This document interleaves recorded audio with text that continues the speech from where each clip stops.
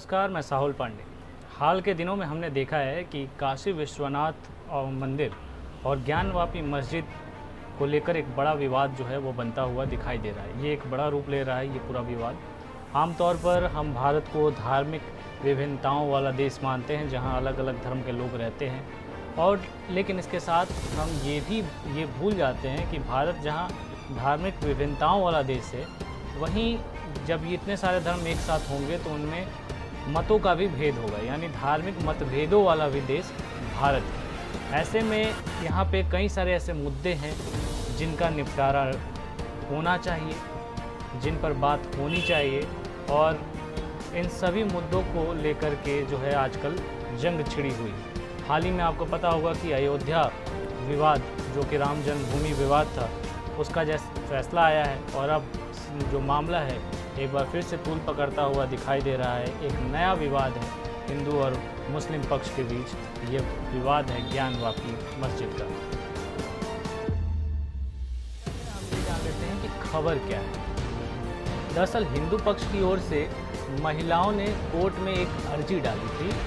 इसी मामले में कोर्ट ने फैसला सुनाते हुए एएसआई को ये कहा है कि वो वहाँ पे जाए और उस पूरे ज्ञानवापी परिसर, जो मस्जिद परिसर है, उसकी जो है एक वीडियो रिकॉर्डिंग की जाए और उसको पूरा वीडियो रिकॉर्डिंग करा करके लाया जाए। लेकिन मुस्लिम पक्ष कोर्ट के इस आदेश को नहीं मान रहा है। वो नहीं चाहता है कि मस्जिद के आंतरिक चीज़ों की जो है वीडियोग्राफी हो।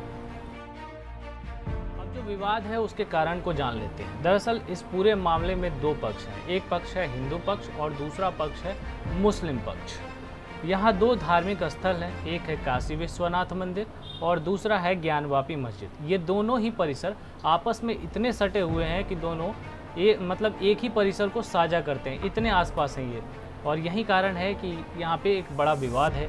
हिंदू पक्ष कहता है कि जहाँ पर ज्ञानवापी मस्जिद है वहाँ पर पहले अस्थाई विश्वनाथ शिवलिंग और मंदिर था, जिसे जब औरंगजेब का शासन था, यानी मुग़लों का शासन था, तब औरंगजेब ने जो है इसको तुड़वा करके और यहाँ पर मस्जिद बनवा दी थी।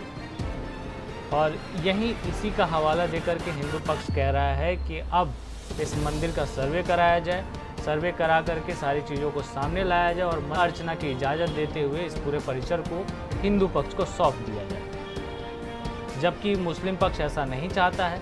मुस्लिम पक्ष का कहना है कि दोनों परिसर अलग अलग है और दोनों धर्म के लोगों को अपने अपने परिसर में जो है अपने धर्म के अनुसार पूजा पाठ इबादत करने की इजाज़त होनी चाहिए।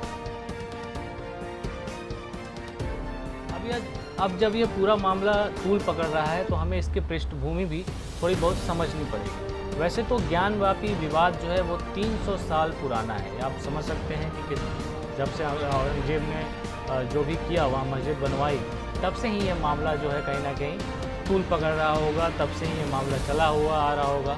और हाल के दिनों में जो ये मामला एक तरीके से और उभर के सामने आया। लेकिन राष्ट्रीय स्तर पर जब ये जो मामला है वो हिंदुओं को एकजुट करने की जो शुरुआत हुई इस पूरे मामले पर, वो 1984 के एक धर्म संसद के दौरान हुई, जो कि दिल्ली में आयोजित की गई थी। इस धर्म संसद में यह कहा गया कि अयोध्या, मथुरा और वाराणसी में जो मस्जिद मंदिर को तोड़कर बनाए गए हैं उस पर हिंदू पक्ष को फिर से अपना दावा करना चाहिए। इसके बाद साल 1990 के दशक में बाबरी मस्जिद और राम जन्मभूमि का जो मुद्दा है वो गरमाता है। 1992 में विवादित ढांचे को गिरा दिया जाता है।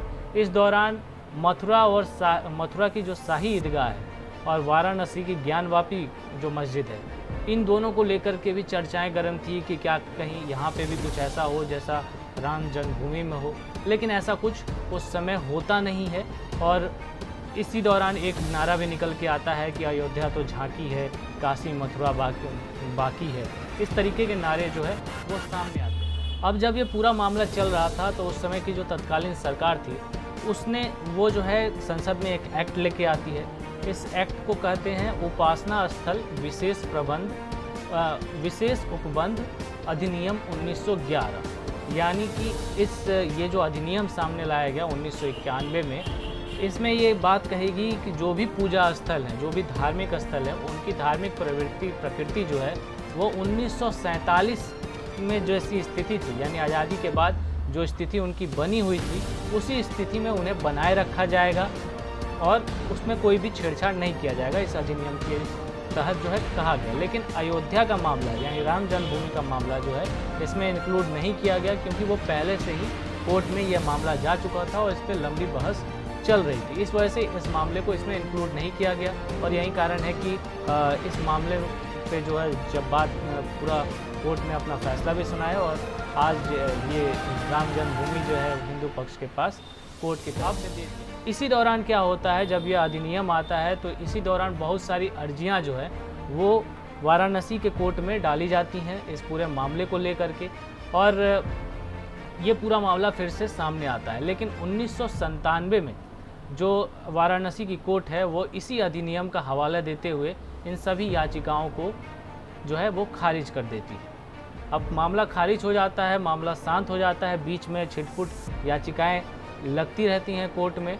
लेकिन अप्रैल 2021 में वाराणसी कोर्ट में 5 महिलाएं जो हिंदू पक्ष की तरफ से जाती हैं और याचिका देती हैं कि जो ज्ञानवापी परिषद है उससे जस्ट हटा हुआ एक जो है माता का मंदिर है, उस मंदिर में पूजा अर्चना करने की उन्हें इजाज़त दी जाए। साथ ही परिक्रमा जो पहले परिक्रमा होती थी वो ज्ञानवापी मस्जिद के अंदर से होके होती थी, वो करने की भी इजाज़त उन्हें दी जाए। इसी पूरे मामले पर जो है विवाद फिर से खड़ा हुआ। कोर्ट ने जो है आदेश दिया कि इस पूरे परिसर का वीडियो रिकॉर्डिंग कराया जाए, सर्वे कराया जाए और इसी को लेकर के एएसआई इस पूरे मामले का सर्वे कर रही थी। लेकिन मुस्लिम समुदाय इस वीडियोग्राफी कराने के पक्ष में नहीं था और विवाद एक तरीके से हमें बढ़ता हुआ दिखाई दे रहा है।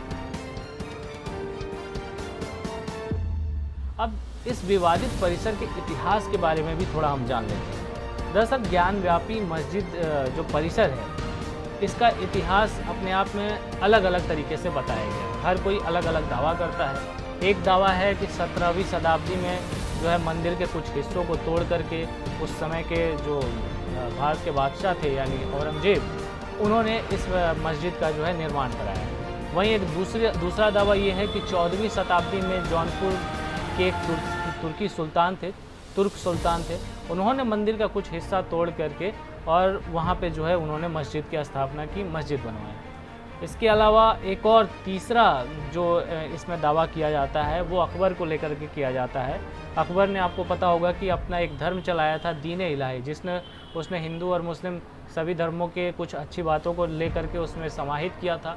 उसी धर्म को एक तरीके से प्रैक्टिकल रूप में करने के लिए कहा जाता है कि अकबर ने इस दोनों ही मंदिर और मस्जिद दोनों को एक साथ वहाँ पे बनवाया था। राजा टोडरमल को आदेश दे करके उन्होंने इस मंदिर और मस्जिद दोनों को जो है वो बनवाया। इसके अलावा काशी विश्वनाथ मंदिर को लेकर के जो है ये भी दावा किया जाता है, जब 1991 में जो याचिकाएं डाली गई तो उन याचिकाओं में ये बात कही गई कि ये जो मंदिर है ये 2000 साल पहले महाराजा विक्रमादित्य द्वारा बनवाई गई थी, जिसे औरंगजेब में तोड़वा करके मस्जिद बनी। तो इस तरीके के दावे जो है इस पूरे परिसर के बारे में जो है सामने आते हैं। विश्वनाथ मंदिर है वो अपने आप में हिंदुओं के लिए बहुत बड़ा धर्मस्थल है, क्योंकि यह 12 ज्योतिर्लिंगों में से एक ज्योतिर्लिंग है और सबसे महत्वपूर्ण ज्योतिर्लिंग माना जाता है, जिसे विश्वेश्वर या फिर विश्वनाथ के नाम से जो है जाना जाता है। इस शिवलिंग का जो उल्लेख है, इस नगरी का जो उल्लेख है वो स्कंद पुराण में भी मिलता है। मंदिर की महत्ता इतनी है कि आप समझ सकते हैं कि 2019 में प्रधानमंत्री मोदी खुद जो है वहाँ पे जाते हैं और एक वाराणसी कॉरिडोर बनाने की वो घोषणा करते हैं, जो कि अब आज के डेट में बन के तैयार भी हो गया है। और अब आप वहाँ जाएंगे तो एक अलग ही परिसर आपको काशी विश्वनाथ मंदिर का देखने को मिलेगा। हालांकि जब काशी विश्वनाथ कॉरिडोर बन रहा था तो उसी समय जो है मस्जिद पे भी जो है बुलडोज़र चले थे और कुछ हिस्सा जो है मस्जिद का टूट गया था, जिसकी वजह से भारी विवाद हुआ था, प्रदर्शन भी हुए थे। हालांकि मामला किसी तरीके से शांत कराया गया।